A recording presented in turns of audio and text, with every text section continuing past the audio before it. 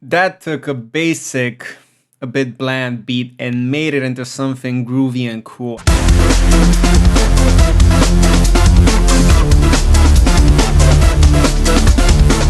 What's up everyone, welcome to this quickie plugin review, and I'm super excited because Cableguys announced a major update to their already fantastic ShaperBox.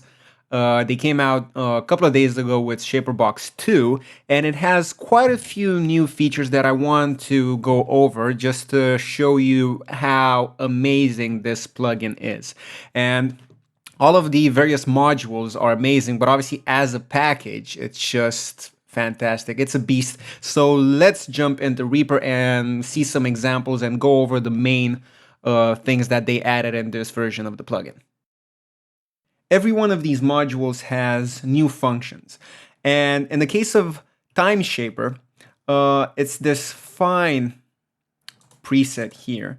And I'm just going to show you what it does. I'm just selecting that preset and then putting the mix on 35% and only using the mid that acts kind of like a mid and high pass. And let's just see what it does to my basic drum beat that sounds like this.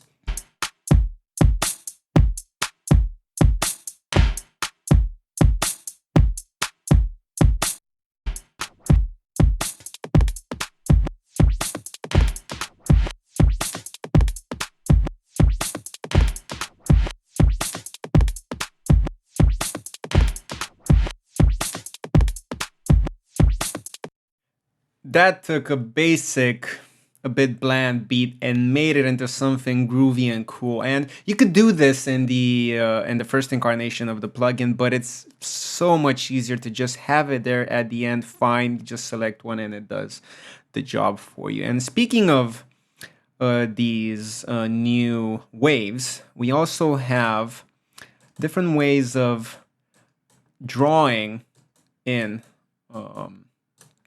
this new version of the plugin. You have all of these different lines that just make drawing a bit easier. It was a bit finicky in the other one to draw, especially something like this. I used to use this shape on the volume sidechain, but now it's just so much easier to draw all of these lines. And obviously you can make them short, you can make them wide and whatnot. So it's great to just be able to do that without having to tweak all of those different settings. You can still do it the old-fashioned way, by clicking a dot and moving things around, but if you want to draw a basic shape, it's just much easier to do this. Okay, moving on to the filter shaper. This is fantastic because first of all, you have multi-band filtering now. You can use the multi-band functionality on this one. I never understood why on the first one you couldn't do this, but it's a good thing that every module now has this, and especially for something like the filter. But that's a thing that wasn't necessarily out of the ordinary when it comes to this one. What is interesting is this envelope here. So let me play this without the envelope.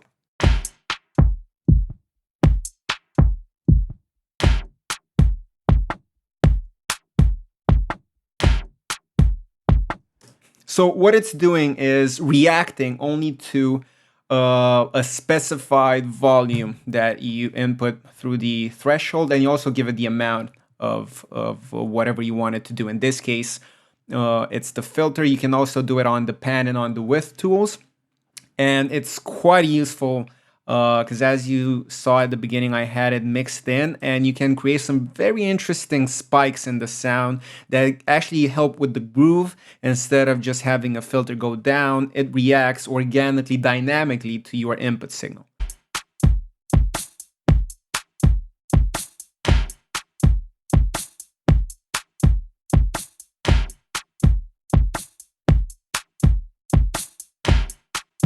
And you have attack, hold, release settings. They're really great and easy to use.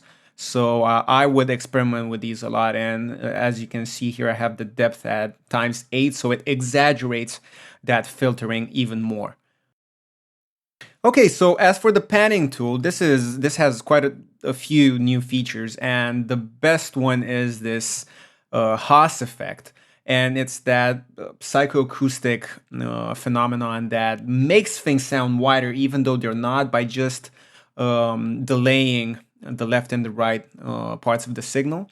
So let's have a listen to what this does with the Haas effect at 0.46 milliseconds. And it's on full whack.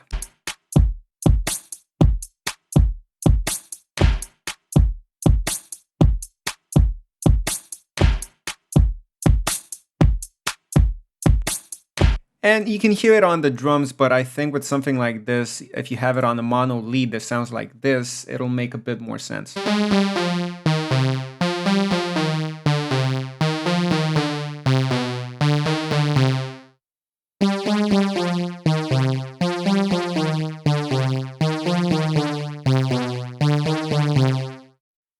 And it's only affecting part of the signal, only the mids, and you can obviously tweak that. You can tweak the range and the mix. So let's play around with the mix a bit.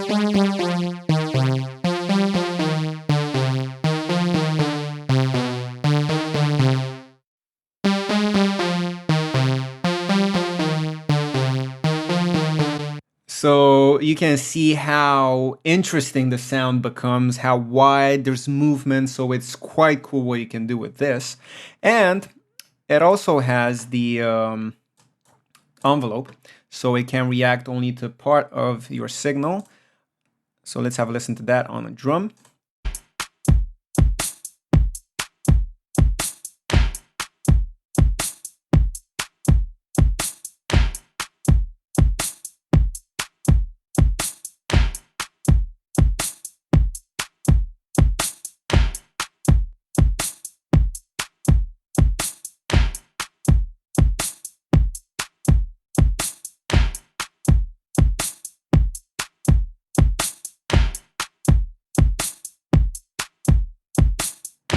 So obviously the kick, the snare, and that sample that goes right to left are loud and they trigger this, but you can do a lot of things with this. Imagine that only the snare was high on the specific track. You could tell it based on the envelope to only open it.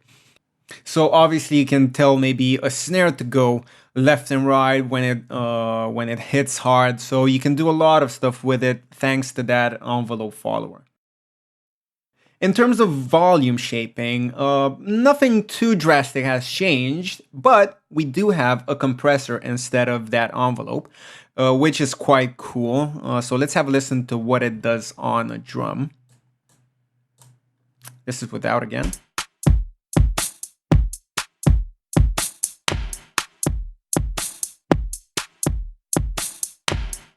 So I completely smashed that, but it sounds a bit strange now, but if you mix it in, if you treat this as a parallel compressor, you can actually achieve some quite interesting drum sounds that have an exaggerated attack, and you often want that in a drum groove, so it cuts through the mix, and it cuts through the mix on multiple devices, not on high-end speakers.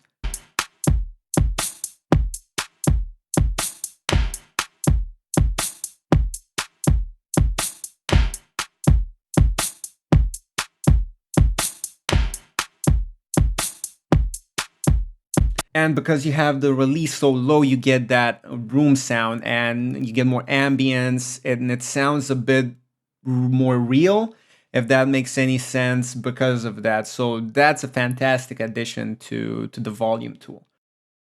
And finally, the width tool. As with the volume one, nothing new except for that envelope follower. So let's have a listen to what it does again on a drum beat. And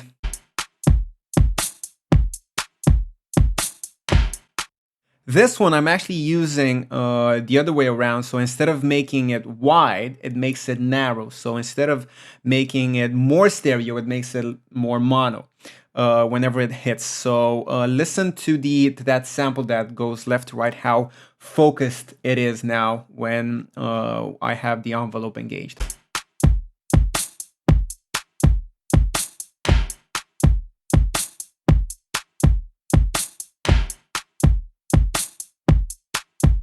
So this is extremely useful. You can play around with this a lot to either create more space or less space. You can give that sample less space to maneuver. So this is quite a useful thing that they added to the widening tool. I mean, up until this point, I haven't used this one as much as the other ones, but now since they have this implemented, it's gonna be a whole different matter. So this will most likely be part of most of my mixes from now on. And just a final look at this, you do have some quick presets. You open it up and you have the basic ones. So some stutter, you have the envelope follower, the Haas effect, side chaining, mono bass. So you have all of these just when you put the plugin on.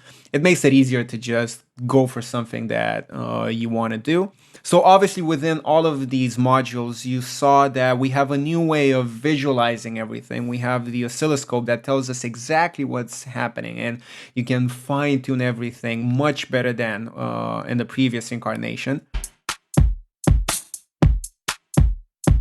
You can see the hits, you can see everything a bit clearer, and you get a better picture of what you need to do to achieve what you want to get out of this plugin. Okay, so I hope you get why I'm so excited about this plugin. Can't wait to get the full version and implement it into my own mixes. And ShaperBox 1 is part of everything I do, so I'm looking forward to taking everything just that step further with this new incarnation of this fantastic Cableguys plugin. Thanks a lot for watching the video until the end. I really do hope you got something out of it. And if you did enjoy it, if you did get any value out of it, please let me know in the comments below. And consider subscribing to the channel, share the video, like it, all that jazz. And I hope to see you next time. Thanks.